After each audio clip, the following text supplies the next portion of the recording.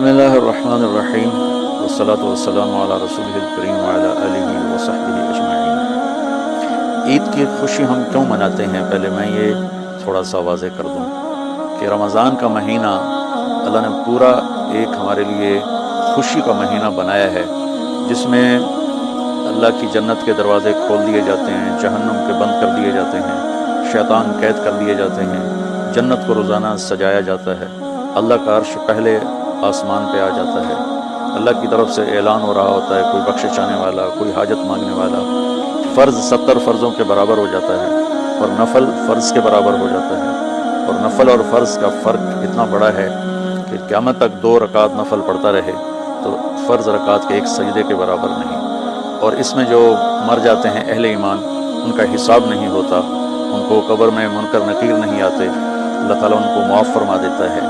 اس طرح 29 دن رات یہ سلسلہ چلتا ہے، اور آخری رات پھر اللہ تعالیٰ اعلان فرماتے ہیں کہ میرے بندوں نے رات کو قیام کیا، یعنی تراویح کی نماز پڑھی، دن میں روزہ رکھا، تو میں نے اس پر ان سب کی بخشش فرما دی۔ تو اس خوشی میں پھر ہم سب مل کر اللہ کی بارگاہ میں شکرانے کے مل کر 2 نفل ادا کرتے ہیں اور اللہ کا شکر ادا کرتے ہیں کہ یا اللہ تیرا شکر ہے، تو نے ہمارے گناہوں کو معاف فرمایا، جہنم کو ہم پہ حرام کیا، جنت کو ہم پہ واجب کیا۔ اصل تو عید کی خوشی کی یہ وجہ ہے۔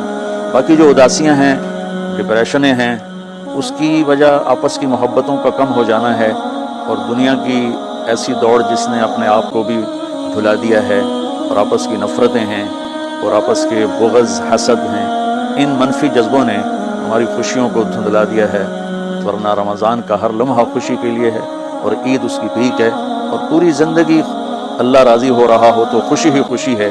ہمیں اپنے ملک سے، اپنی نسل سے آپس کی نفرتیں، حسد، بغض یہ مٹانے ہوں گے، تب جا کر ہمیں حقیقی خوشیاں حاصل ہوں گی۔ آپ عید کے لیے غسل فرماتے تھے اور اپنے کپڑوں میں سے اچھے کپڑے منتخب فرماتے تھے، اور فجر کی نماز کے بعد آپ اشراق نہیں پڑھتے تھے اس دن، باقی آپ کی ساری زندگی کا معمول تھا کہ فجر کے بعد آپ اشراق پڑھتے تھے، لیکن اس دن آپ اشراق نہیں پڑھتے تھے، غسل فرما کے پھر کچھ کھا کے، کوئی میٹھی چیز، کھجور ہی عام طور پر ہوتی تھی، کھجور کھا کے پھر آپ عیدگاہ کی طرف تشریف لے جاتے تھے، اور پہلے نماز پڑھاتے تھے، پھر خطبہ ہوتا تھا، اور اس کے بعد جس راستے سے آپ جاتے تھے اس راستے کو چھوڑ کر پھر اور راستے سے گھر واپس آتے تھے، پھر وفود سے ملاقات کرتے تھے، سرداروں سے، صحابہ سے ملاقات کرتے تھے، اس میں کچھ کھانوں کا اہتمام بھی ہوتا تھا۔ اس طرح ایک عام روٹین کی عید ہوتی تھی آپ کی، ملاقاتیں کرنا، کھانوں میں جانا اور اچھے کپڑے پہننا، سب کو خوشی سے ملنا، یہ عید الفطر پر آپ کا یہ معمول تھا۔ اسلام جاوید بھائی 2 چیزوں کا مجموعہ ہے، ایک اللہ کا حق ہے جو عبادات کی شکل میں ہے، اور ایک اللہ کے بندوں کا حق ہے جو اخلاقیات اور معاملات اور معاشرت کی شکل میں ہے۔ یہ دونوں کمپلسری پیپر ہیں، دونوں لازمی پیپر ہیں، ان دونوں میں پاس ہونا ضروری ہے۔ میری نماز اچھی ہے لیکن میری دکان پہ جھوٹ ہے، تو نماز اس جھوٹ کی کمی کو پورا نہیں کر سکے گی۔ میری دکان پہ سچ ہے لیکن میں نماز نہیں پڑھتا، تو میرا یہ سچ بولنا میرے نماز کی کمی کو پورا نہیں کر سکتا۔ اللہ کے نبی نے دنیا سے جاتے ہوئے 2 لفظوں میں سارا دین بتا دیا تھا۔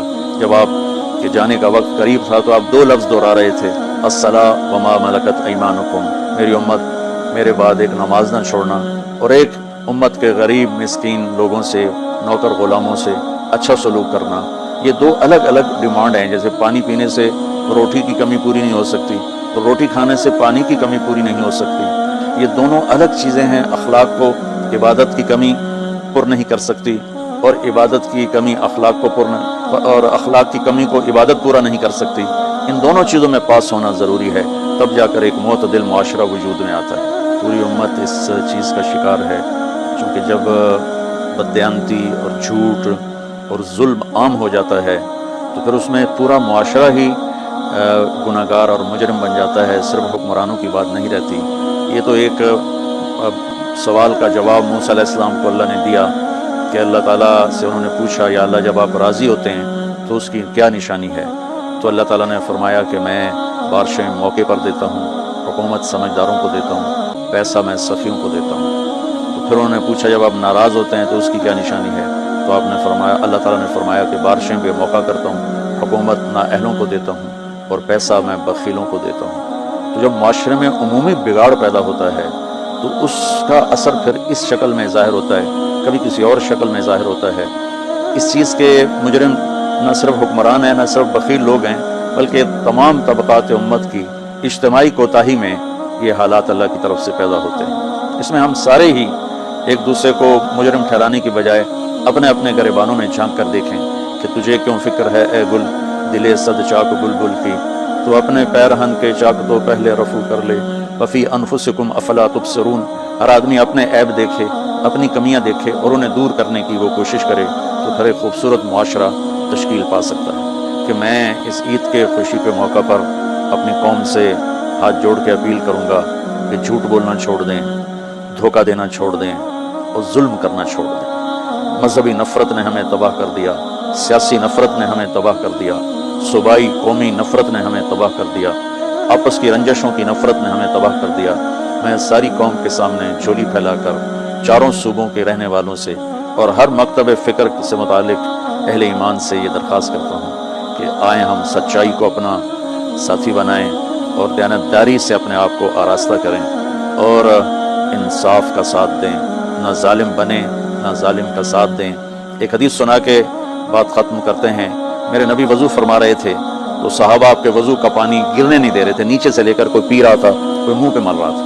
تو آپ نے فرمایا ما یحملکم علی ھذا، یہ کیا کر رہے ہو؟ وہ کہنے لگے یا رسول اللہ، اللہ اس کے رسول کی محبت میں کر رہے ہیں۔ تو آپ نے فرمایا میں تمہیں بتاتا ہوں اللہ اس کے رسول سے محبت کرنے والا کون ہوتا ہے۔ فلیصدق الحدیث اذا حدث، اللہ رسول سے محبت کرنے والا وہ ہوتا ہے جو ہمیشہ سچ بولتا ہے۔ فلیؤدی الامانۃ اذا تؤمن، جو ہمیشہ امانت داری سے کام لیتا ہے، کبھی دھوکہ فراڈ نہیں کرتا۔ فلیحسن جوار من جاورہ، اور جو ہمیشہ اپنے پڑوسیوں کے ساتھ اچھا سلوک کرتا ہے، پڑوسی اپنے ہوں، غیر ہوں، مسلم ہوں، نان مسلم ہوں، وہ ان کے ساتھ اچھا سلوک کرتا ہے۔ یہ 3 نشانیاں ہیں عشق رسول کی۔ یہ 3 باتیں میری قوم اپنا لے تو یہ اندھیرے اجالوں میں انشاءاللہ تبدیل ہو جائیں گے۔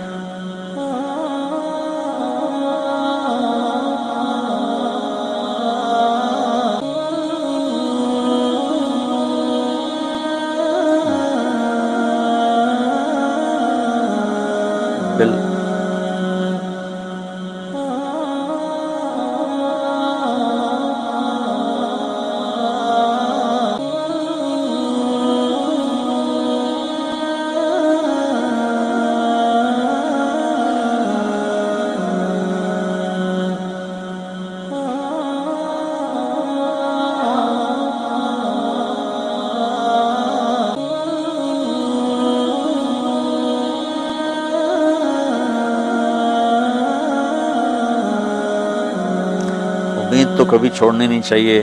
جیسے دیکھیں مریض کے ساتھ ڈاکٹر آخری حد تک جان مارتا ہے، اس کی جان بچانے کی کوشش کرتا ہے، پھر باقی جس کے نصیب میں موت ہوتی ہے وہ مر جاتا ہے، لیکن ڈاکٹر کبھی بھی اس وجہ سے نہیں چھوڑ دیتا کہ یہ مر جائے گا۔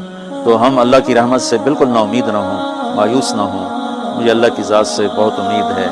ہمارا جو اس وقت قائد ہے، اسے سیاسی بیان نہ سمجھا جائے اللہ کے واسطے، میں ایک پاکستان کا شہری ہونے کی حیثیت سے اپنا تجزیہ پیش کر رہا ہوں، غلط بھی ہو سکتا ہے، صحیح بھی ہو سکتا ہے۔ وہ بہت مخلص محنتی آدمی ہے، تو مجھے اللہ کی ذات سے امید ہے اگر ہم سب مل کر ساتھ دیں سچائی کا، دیانتداری کا، انصاف کا، اور آپس کی نفرتوں کو مٹا دیں تو انشاءاللہ ضرور صبح ہوگی۔ کوئی وجہ ہی نہیں کہ صبح نہ ہو۔